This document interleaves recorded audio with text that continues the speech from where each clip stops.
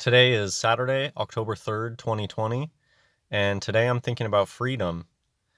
John chapter 8, verse 32, and ye shall know the truth, and the truth shall make you free.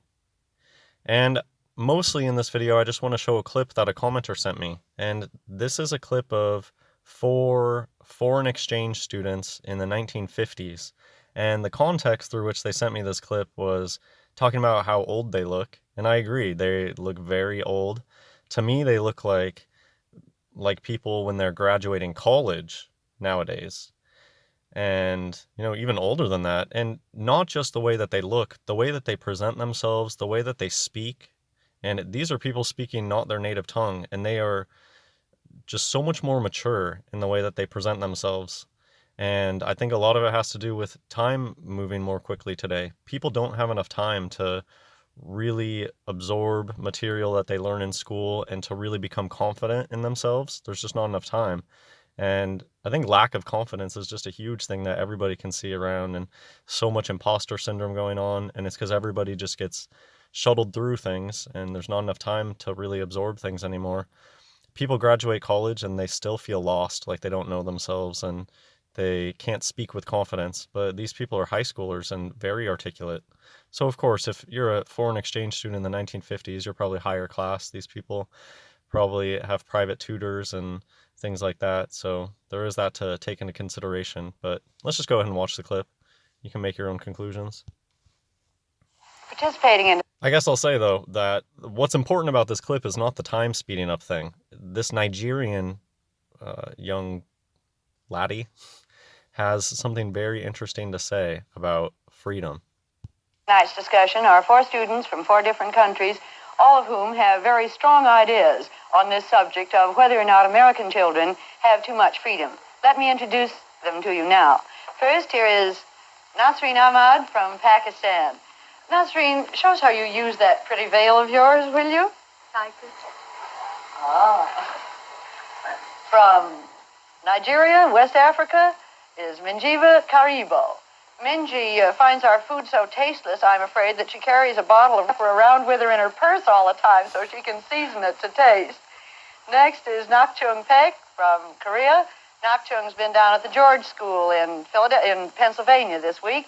And finally, Ava Lehtinen from Finland. May I say something, Mrs. Wallace? Yes, go on, Ava. When I came here, I can tell you I was rather well prepared for everything I should see. But I didn't know there would be so much smile. When I walk in those schools where I have visited, I can just feel the friendliness flow against me. Oh, I want to say something too. You just mentioned that I have been visiting the George School in Pennsylvania. I was very much impressed by their Quaker meetings. I was deeply moved by their silence, simplicity, and piety. It was a little bit amazing to find things like those meetings in this noisy, busy, and complicated country. Well, I'm awfully glad you had that experience, Dr. Chung. I wish all of you could have. Now, to begin tonight's discussion, particularly after what Nasreen has said with such vehemence, maybe you ought to each tell us what is the main contrast between the amount of freedom teenagers have in your country and the amount they have here. Do you want to start, Nasreen? Yes, I think I will, Mrs. Waller. I find a very sharp contrast here between the students here and the students in my country. I feel that even in their domestic life and in their school life, people are more reserved and more reticent, and they don't lay so much emphasis on social life as the American students. And you always have things like dating and going out with people and boyfriends and things like that, which we don't have at all. And I find that, I hear of girls saying, oh, we're going up to weekends to Dartmouth or to Yale or Princeton. I think there's something unheard of in Karachi to go off alone for a weekend with a boys' college. It's something quite surprised me.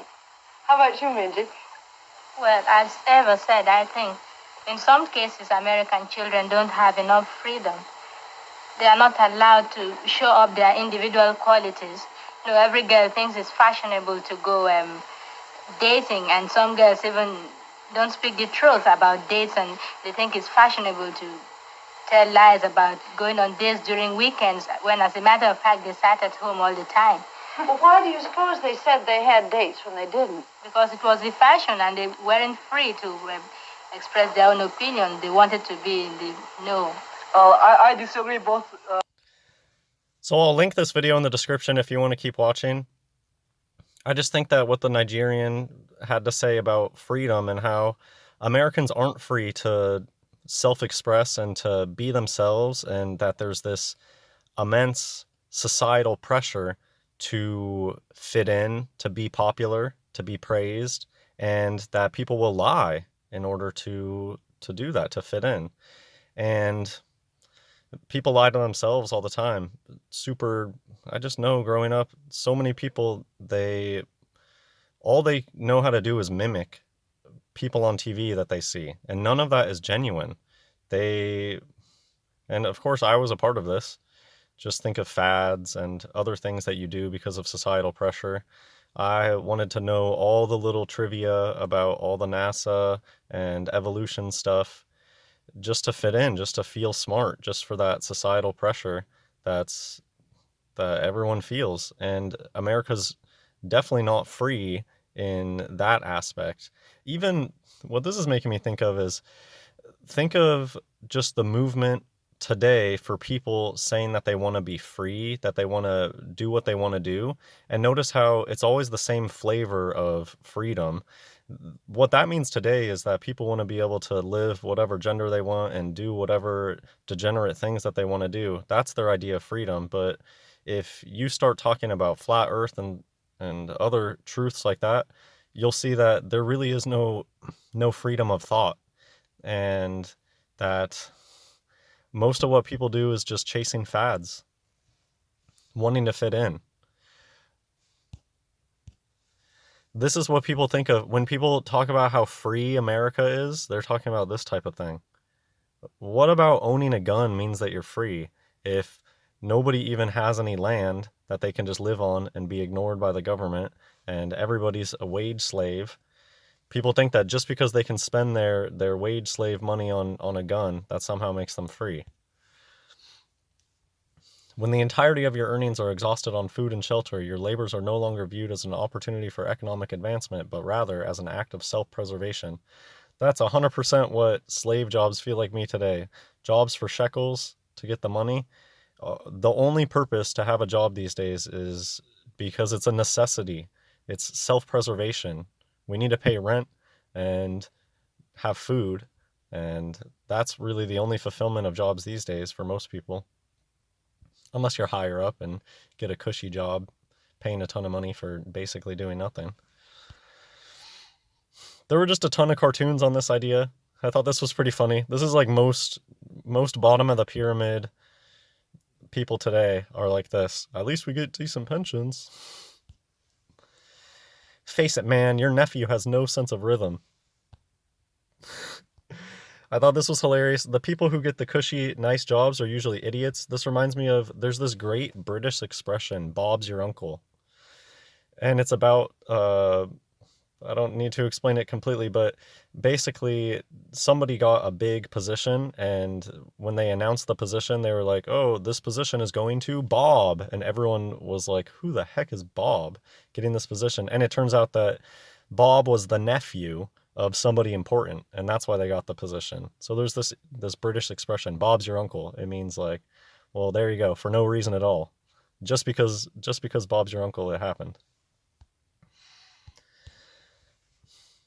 You cannot look up slave stuff. I'll just end with this. I hate the pyramid, the ancient Egyptian.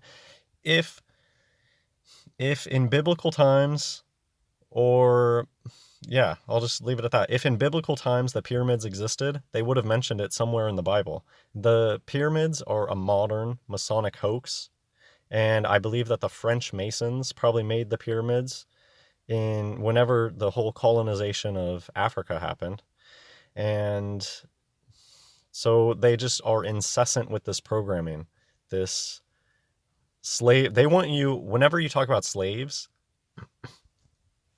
you either get this or you get the black slaves in America.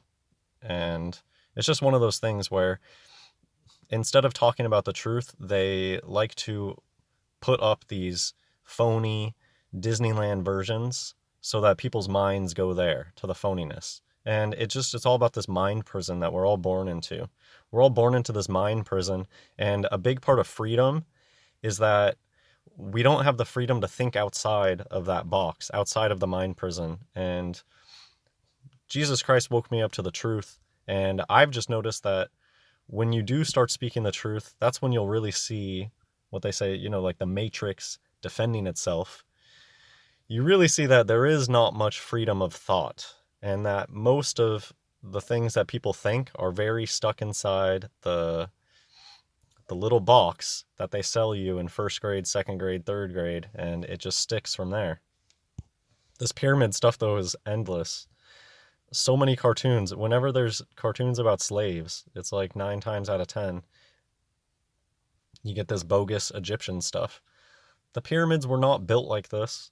It's not even big chunks of stone. You can just look at the pyramids and see it's a type of casted stone. It's like concrete made out of sand. And this is more like the reality. Working from home again, Jerry? I've known many, many people that they sleep in their office, like not even as a joke. And this earth is so garbage. People can't see that they're slaves just because it doesn't look exactly like this. Anyways, I hope you enjoyed this video. God bless everyone.